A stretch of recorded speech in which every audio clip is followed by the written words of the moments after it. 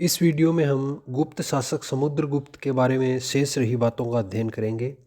पिछले वीडियो में हमने समुद्रगुप्त के इतिहास को जानने के स्रोतों का अध्ययन किया था। इसके साथ साथ उसकी उपलब्धियों में आर्यावर्त के प्रथम युद्ध और द्वितीय युद्ध, जो दक्षिणापथ का युद्ध था, उसके बारे में अध्ययन किया था। आज हम इस वीडियो में समुद्रगुप्त की उपलब्धियों के रूप में आर्यावर्त के द्वितीय युद्ध, आठवीं राज्यों की विजय, प्रत्यंत या सीमावर्ती राज्यों की विजय और विदेशी शक्तियों के साथ उसके जो संबंध रहे उनके बारे में अध्ययन करेंगे। इसके साथ साथ अश्वमेध के बारे में, प्रयाग प्रशस्ति में किन किन अधिकारियों का उल्लेख है उसके बारे में, और प्रयाग प्रशस्ति में समुद्रगुप्त को किन किन उपाधियों से विभूषित किया गया है उसके बारे में अध्ययन करेंगे। तो आइए शुरुआत करते हैं आर्यावर्त का द्वितीय युद्ध। पिछले वीडियो में मैंने आपको बता दिया था कि आर्यावर्त किस क्षेत्र को कहा जाता है। एक बार वापस रिपीट कर रहा हूँ। मनुस्मृति के अनुसार भारत के पूर्वी समुद्र तट से लेकर पश्चिमी समुद्र तट तक तथा विंध्याचल पर्वत से लेकर हिमालय पर्वत के बीच स्थित भाग है, वो आर्यावर्त कहलाता था।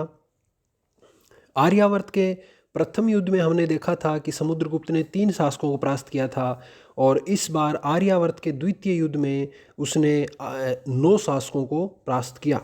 आर्यावर्त के 9 शासकों को परास्त किया। आर्यावर्त के द्वितीय युद्ध का उल्लेख है वो प्रयाग प्रशस्ति की 21वीं पंक्ति में मिलता है। आर्यावर्त के द्वितीय युद्ध है उसका स्रोत है वो है प्रयाग प्रशस्ति की 21वीं पंक्ति। आर्यावर्त के द्वितीय युद्ध के समय उसने आर्यावर्त के शासकों के विरुद्ध जो नीति अपनाई वो नीति थी प्रसभोदरण की नीति।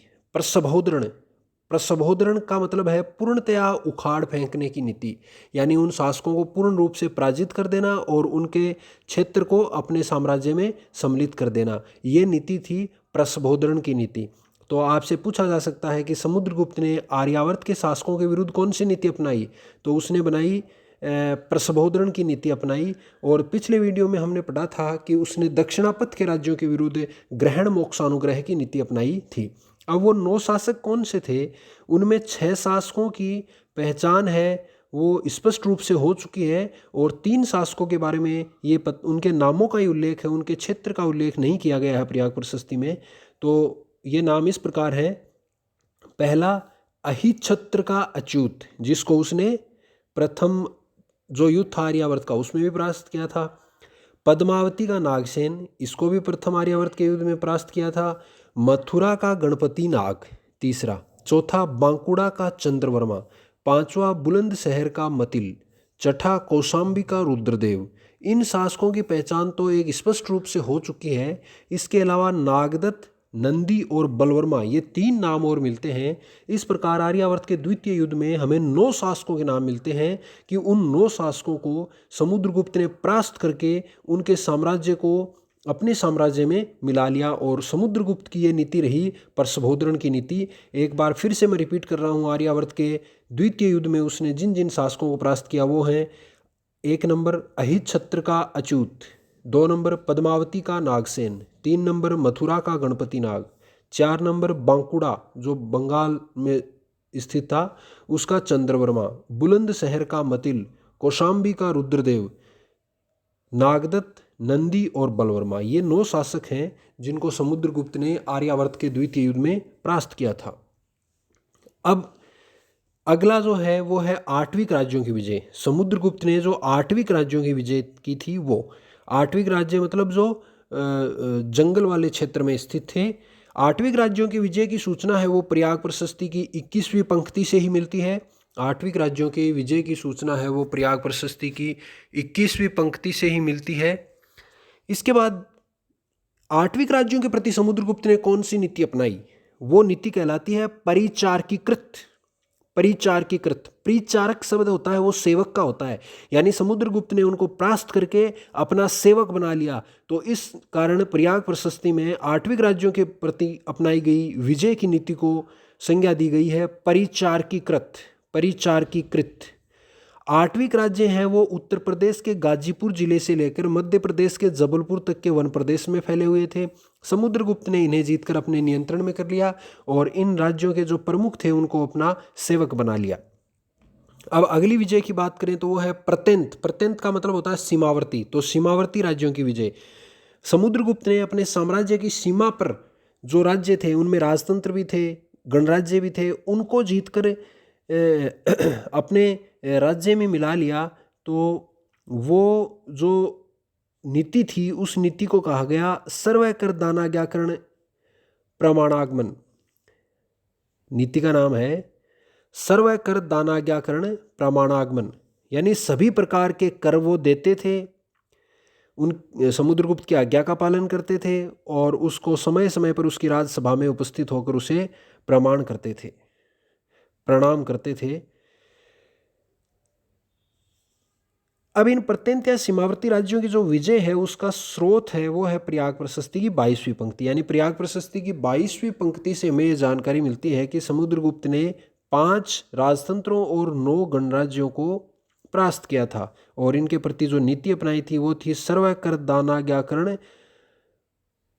प्रणामागमन, यानी सभी प्रकार के कर देते थे, समुद्रगुप्त की आज्ञाओं का पालन करते थे और समुद्रगुप्त को प्रणाम भी करते थे समय समय पर समुद्रगुप्त की राजसभा में उपस्थित होकर। अब प्रत्यंत या सीमावर्ती राज्यों में जो 5 राजतंत्र थे वो कौन से थे? उनमें नाम है, पहला समतट जो आधुनिक बांग्लादेश का समुद्र तटवर्ती भाग था। दूसरा डबोक जो आधुनिक डबोक है उसके आसपास का ही क्षेत्र था। तीसरा कामरूप जो असम का केंद्रीय भाग था। चौथा कृतपुर जो कुमायूं का कतुरिया राज प्रदेश था।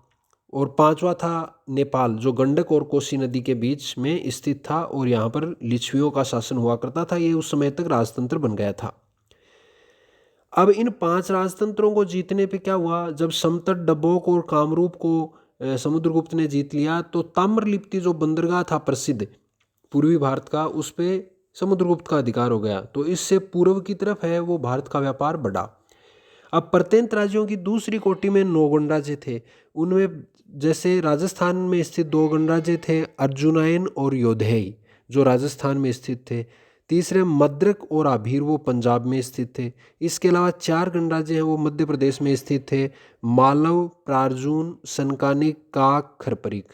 ये 5 गणराज्य मध्य प्रदेश में स्थित थे। इस प्रकार हम देखते हैं कि सीमावर्ती राज्यों की विजय है वो प्रयाग प्रशस्ति की 22वीं पंक्ति में उसका लेख है। वो नीति कहलाती है सर्वकर दानाज्ञाकरण प्रणामागमन। 5 राजतंत्र थे उसमें समतट, डबोक, कामरूप, कृतपुर, नेपाल और 9 गणराज्य थे अर्जुनायन, योधेय जो राजस्थान में थे, मद्रक और आभीर जो पंजाब में थे और मध्य प्रदेश में स्थित थे मालव, प्रार्जुन, सनकानिक, काक, खरपरिक। अब अगली जो उपलब्धि है उसके रूप में हम देखते हैं समुद्रगुप्त की, वो है विदेशी शक्तियों के साथ उसकी क्या संबंध रहे। तो विदेशी शक्तियों के बारे में जानकारी प्रयाग प्रशस्ति की 23वीं और 24वीं पंक्ति से मिलती है। विदेशी शक्तियों के विरुद्ध समुद्रगुप्त ने जो नीति अपनाई वो थी आत्मनिवेदन, कन्योपायन, दान, गुरुत्वमंदक। आत्मनिवेदन यानी विदेशी शक्तियों ने उसके सामने उससे आत्मनिवेदन किया और अपनी कन्याओं का उपहार दिया उसे, और जो गुप्त साम्राज्य का राजचिन्ह था गरुड़ उसको उन्होंने अपनी मुद्राओं पर खुदवाया। तो उसकी नीति ये हो गई आत्मनिवेदन, कन्योपायन, दान, गुरुत्वमंदक। इसके बाद में जो हम देखते हैं कि कौन कौन सी वो विदेशी शक्तियाँ थी जिनके विरुद्ध उसने ये सफलता अर्जित की। तो पहली शक्ति थी वो थी देवपुत्र शाही शाहानुशाही। इसका संबंध प्रवृत्ति कुषाणों से है। देवपुत्र शाही शाहानुशाही की उपाधि प्रवृत्ति कुषाण धारण करते थे। इस समय ये कुषाण शासक था किदार। दूसरी विदेशी शक्ति शक, इस समय रुद्र सिंह तृतीय जो शक था उसका शासन था। तीसरी विदेशी शक्ति मुरुंड, शकों की एक शाखा विशेष का नाम था। और चौथी शक्ति सिंहल यानी श्रीलंका जहाँ का शासक इस समय मेघवर्ण था।